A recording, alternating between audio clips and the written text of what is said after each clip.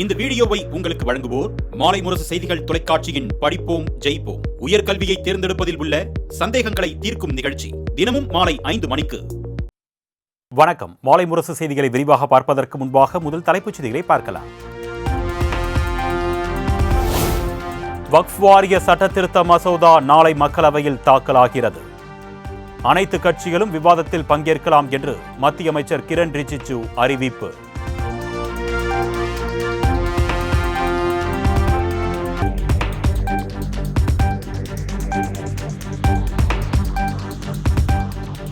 பிரதமர் நரேந்திர மோடியுடன் சிலி அதிபர் கேப்ரியல் போரிக் சந்திப்பு. பொருளாதாரம், வர்த்தகம் மற்றும் இருதரப்பு நல்லுறவு குறித்து முக்கிய ஆலோசனை.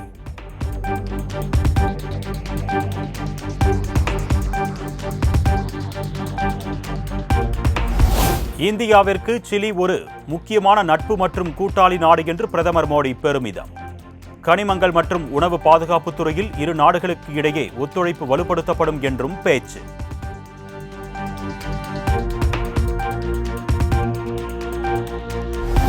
ஜார்க்கண்ட் மாநிலத்தில் சரக்கு ரயில்கள் நேருக்கு நேர் மோதி விபத்து.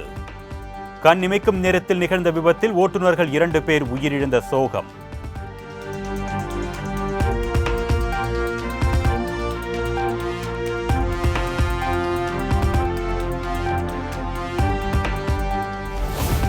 டெல்லி ஜன் தேவாலன் குடியிருப்பு பகுதியில் பயங்கர தீ விபத்து.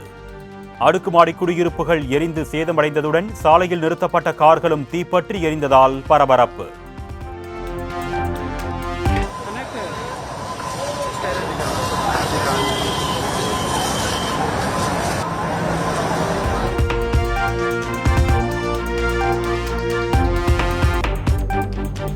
மதுரை உசிலம்பட்டியில் மோகன்லால் படத்தை செருப்பால் அடித்து விவசாயிகள் போராட்டம். எம்புரான் படத்தில் முல்லை பெரியார் அணையை இடிக்க வேண்டும் என்று மறைமுகமாக கூறியதற்கு எதிர்ப்பு.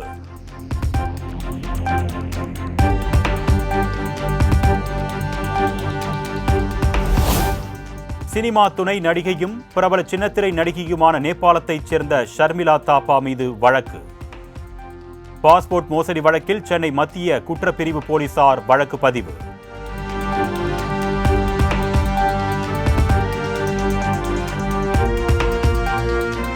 சென்னை மெட்ரோ ரயிலில் கடந்த மார்ச் மாதத்தில் மட்டும் சுமார் 92 லட்சம் பயணிகள் பயணம். அதிகளவாக மார்ச் 7ஆம் தேதி 3,45,000 பேர் பயணித்ததாக மெட்ரோ நிர்வாகம் தகவல்.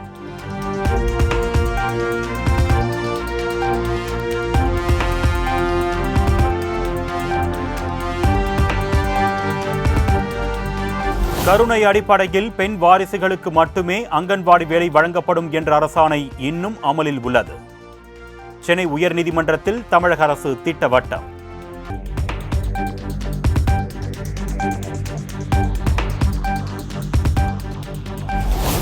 கட்சி பாகுபாடின்றி அனைத்து தொகுதிகளுக்கும் நலத்திட்டங்களை நிறைவேற்றி வருகிறோம். உங்கள் தொகுதியில் முதலமைச்சர் திட்டம் தொடர்பாக சட்டப்பேரவையில் முதலமைச்சர் மு.க.ஸ்டாலின் விளக்கம். எனவே அந்த அடிப்படையில் தான் இதெல்லாம் நிறைவேற்றப்படுகிறது வரை எந்த கட்சி பாகுபாடு நிறைவேற்றப்படுகிறது என்பதை மீண்டும் இந்த அவைக்கு நான் தெரிவித்துக் கொள்கிறேன். திட்டங்களை தான் நிறைவேற்ற முடியும் என்ற நிலையில தான் இந்த பணியை நிறைவேற்றிக் கொண்டிருக்கிறோம். மற்ற பணிகள் எல்லாம் அந்தந்த துறைகள் சார்பில் நிறைவேற்றும். பள்ளிக்கூட கட்டிடத்தை பற்றி சொன்னார்கள் எதிர்க்கட்சி தலைவர்கள். அது அந்த துறையின் சார்பில் நிறைவேற்றப்படுகிறது. எனவே அதில் போய் இந்த திட்டத்தை போய் சேர்க்க வேண்டாம்.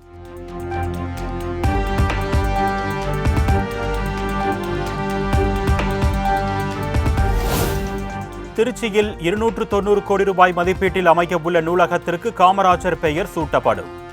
சட்டப்பேரவையில் முதலமைச்சர் மு.க.ஸ்டாலின் அறிவிப்பு.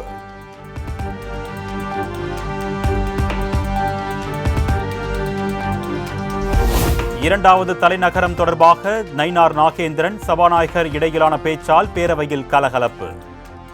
பாஜக உறுப்பினர் நயினார் நாகேந்திரன் கோரிக்கை அன்போடு பரிசீலிக்கப்படும் என்று முதலமைச்சர் பேச்சு.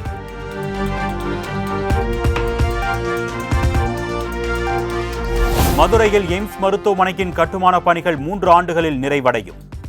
மாநிலங்களவையில் மத்திய சுகாதாரத்துறை அமைச்சர் ஜே.பி. நட்டா பதில்.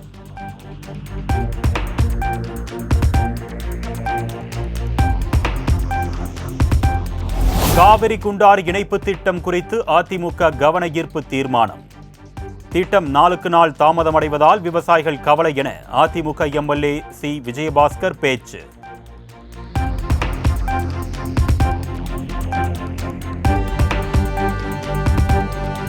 காவிரி குண்டாறு இணைப்பு திட்டம் 3 கட்டங்களாக நிறைவேற்றப்படும். சட்டப்பேரவையில் அதிமுக கவன ஈர்ப்பு தீர்மானத்திற்கு நீர்வளத்துறை அமைச்சர் துரைமுருகன் பதிலுரை.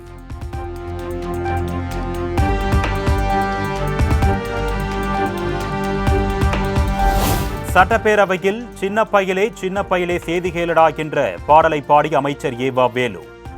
முதலமைச்சர் ஸ்டாலின் காரில் பயணிக்கும் போது எம்ஜிஆர் பாடலைத்தான் கேட்கிறார் என்றும் பேச்சு. நினைவு வந்தது என்னன்னு சொன்னா, சின்ன பயலே செய்தி கேளடா, நான் சொல்ல போற வார்த்தை நல்லா எண்ணி பாரடா, நீ எண்ணி பாரடா, ஆளும் வரணும் அறிவும் வளரணும், அதுதான்டா வளர்ச்சி.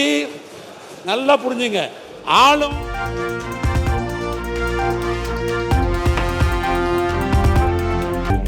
எந்தவிதமான கட்சி பாகுபாடும் இன்றி ஒவ்வொரு தொகுதிகளிலும் வளர்ச்சி திட்டம் செயல்படுத்தப்பட்டு வருகிறது.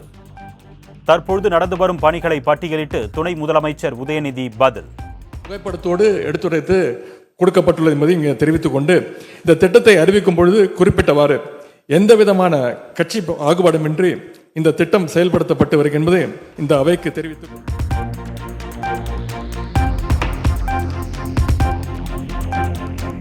தற்கொலைக்கு பல காரணங்கள் இருக்கும் போது ஆன்லைனில் விளையாடுவதால் தான் தற்கொலை செய்து கொள்வதாக கூறுவதை ஏற்க முடியாது. சென்னை உயர்நீதிமன்றத்தில் ஆன்லைன் நிறுவனம் தரப்பில் பதில்.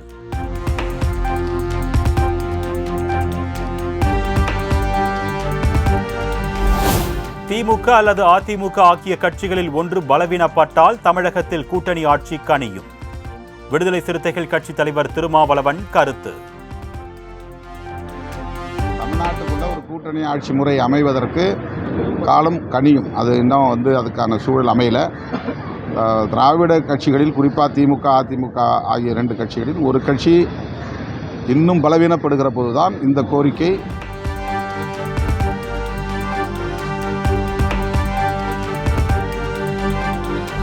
புதுச்சேரி அரியாங்குப்பம் காவல் நிலையத்தை முற்றுகையிட்டு முன்னாள் முதலமைச்சர் நாராயணசாமி தலைமையில் 200க்கும் மேற்பட்டோர் போராட்டம். காங்கிரஸ் பிரமுகர் அமுதரசனை தாக்கிய காவல் ஆய்வாளர் கலைச்செல்வன் மீது நடவடிக்கை எடுக்க வலியுறுத்தி முழக்கம்.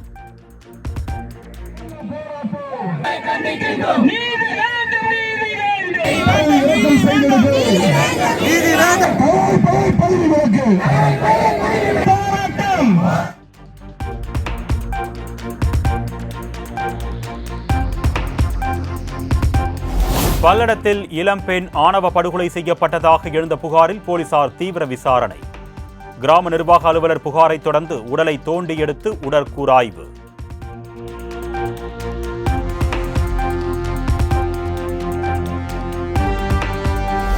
ஆண்டிப்பட்டி அருகே சாதி மறுப்பு திருமணம் செய்ததால் ஒரு குடும்பத்தையே ஊரை விட்டு ஒதுக்கி வைத்த கிராம மக்கள்.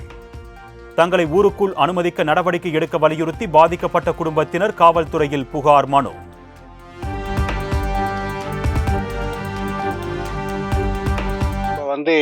என் மகன் கலப்பு திருமணம் பண்ணதுனால என்னை ஊருக்குள்ளே விட மாட்டாங்க. நாங்களும் எல்லா இடத்துலையும் கம்ப்ளைண்ட் கொடுத்து பார்த்தோம். யாருமே அதை பெருசாக எடுத்துக்கிறல. அதனால் இப்போ குலசாமி எங்கள் பாட்டை வச்ச கோயில் தான் அது. அந்த இடத்துல நாங்கள் கோயில் கும்பிட கூட எங்களை அனுமதிக்க மாட்டாங்க. வரி வாங்கக்கூடாது. யாரும்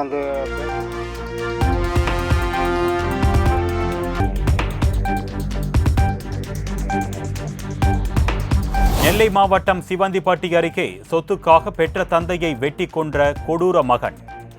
பேருந்துக்காக காத்திருந்தவரை வெட்டி கொன்றுவிட்டு காவல் நிலையத்தில் சரணடைந்தவரிடம் போலீசார் தீவிர விசாரணை.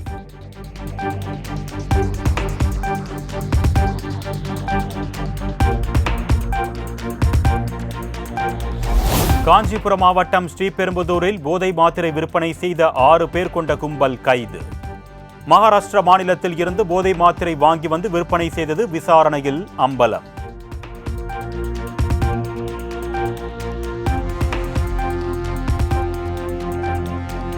கல்வராயன் மலை அருகே இன்ஸ்டா மூலம் பழகி உல்லாசம் அனுபவித்துவிட்டு திருமணம் செய்ய மறுத்ததால் சிறுமி தற்கொலை. பல பெண்களை காதல் வலையில் வீழ்த்தி ஏமாற்றிய இன்ஸ்டா ரீல்ஸ் ஹீரோவை கைது செய்து சிறையில் அடைத்தது காவல்துறை.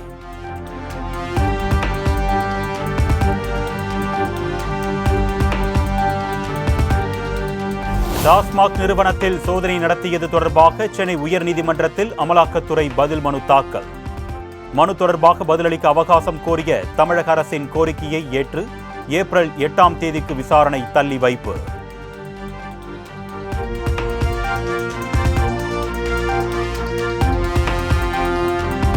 சட்டப்பூர்வமான விசாரணையை சீர்குலைக்கும் வகையில் தமிழக அரசு தாக்கல் செய்துள்ள வழக்கை அபராதத்துடன் தள்ளுபடி செய்ய வேண்டும்.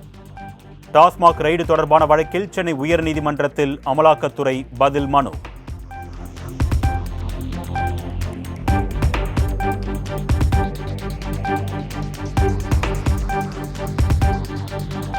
உடுமலை அருகே செயல்பட்டு வரும் தனியார் நிறுவனத்தில் பப்பாளி சாறுக்குள் விழுந்து வடமாநில தொழிலாளர்கள் 2 உயிரிழப்பு. உடல்களை கைப்பற்றி காவல்துறையினர் தீவிர விசாரணை.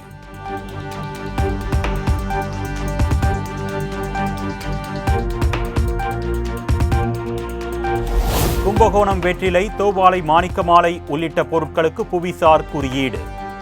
தஞ்சாவூர் மாவட்டத்தில் புவிசார் குறியீடு பெற்ற பொருட்களின் எண்ணிக்கை 11ஆக அதிகரிப்பு.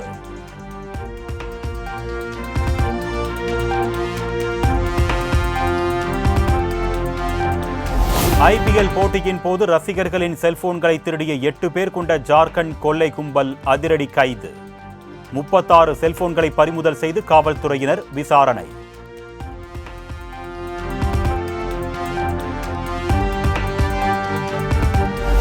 திருவண்ணாமலை மாவட்டம் செய்யாறு அருகே போதை ஊசி போட்டுக் கொள்ள மறுத்ததால் இளைஞர் கொலை என புகார். சம்பவம் தொடர்பாக 3 பேரை கைது செய்து போலீசார் விசாரணை.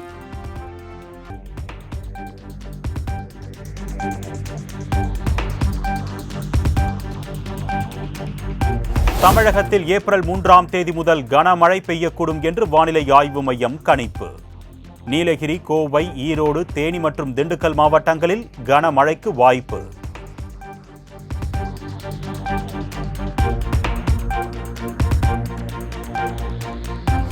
தமிழ்நாட்டில் வரும் 4 மற்றும் 5ஆம் தேதிகளில் 14 மாவட்டங்களில் கனமழை பெய்யக்கூடும் என்று வானிலை ஆய்வு மையம் எச்சரிக்கை. நீலகிரி, திருப்பூர், ஈரோடு, சேலம், நாமக்கல், கரூர், திருச்சி உள்ளிட்ட மாவட்டங்களில் கனமழை பெய்யும் என்று தகவல்.